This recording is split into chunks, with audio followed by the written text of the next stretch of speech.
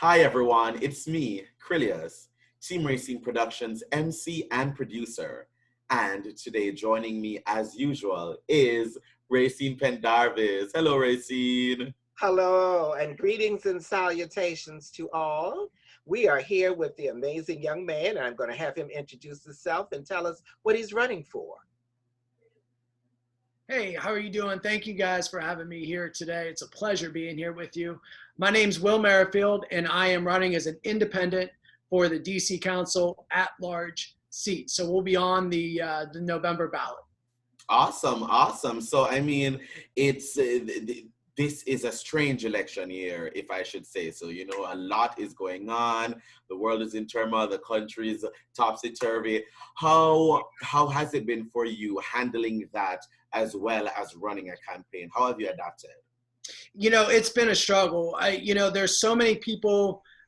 Before, I ran for DC City Council. I was a organizer and a housing attorney at the Washington Legal Clinic for the Homeless. So in that time, I've been representing tenant associations that were at risk of being, demolished and affordable housing eliminated.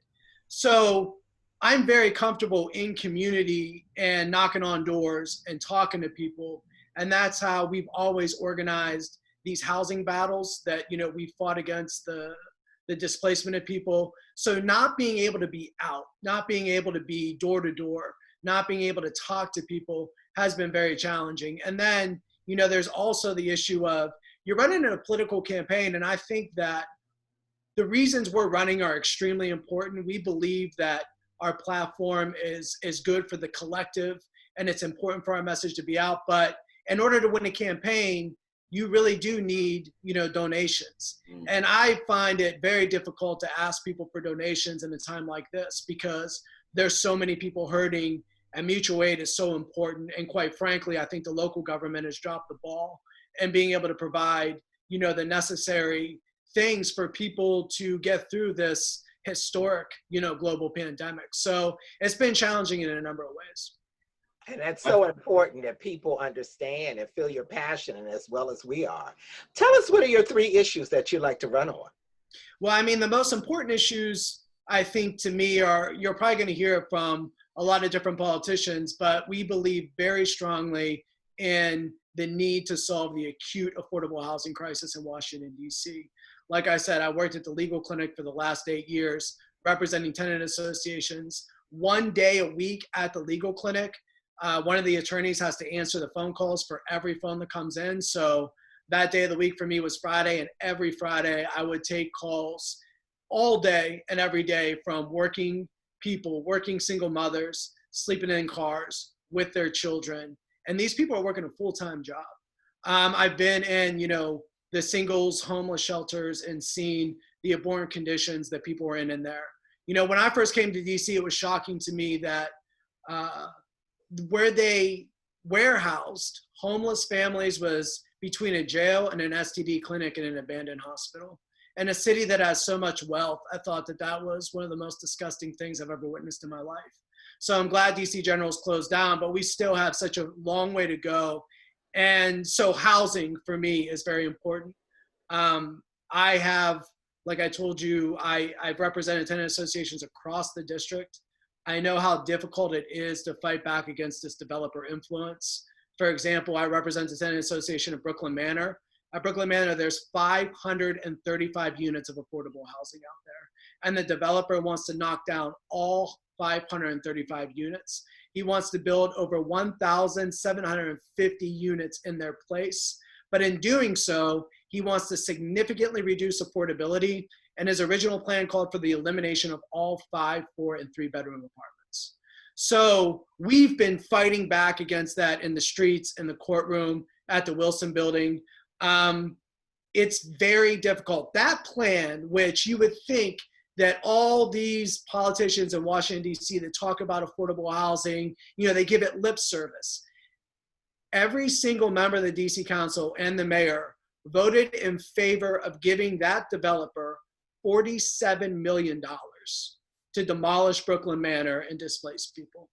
And that I think is a window into how strong developer influence is at the Wilson building.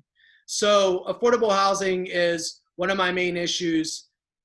All candidates are going to say that, but I don't think all candidates have the experience in fighting against it that I do, and know how strong that developer influence is, and how you're just going to have literally a blood fight, and you're going to have to organize the community and educate the community around these issues in order to win those fights.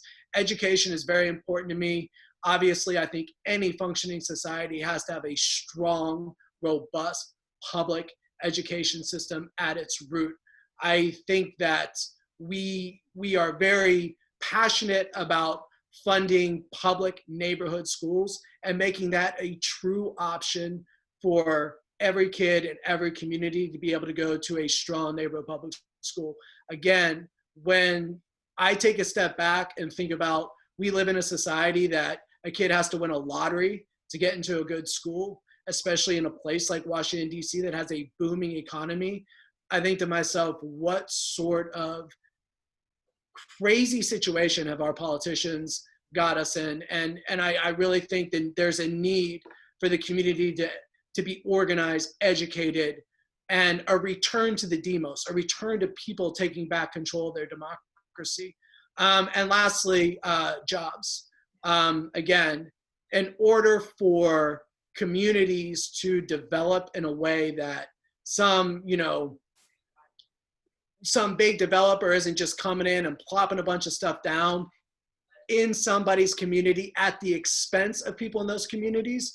People need money in their pockets. They need jobs, because if people have jobs and money in their pockets, development will come to their communities it'll want to come into their communities, and it'll come at a pace that is comfortable for the people in those communities, as opposed to the system that we have now, where we have one of the highest rates of unemployment for African-American men in the country.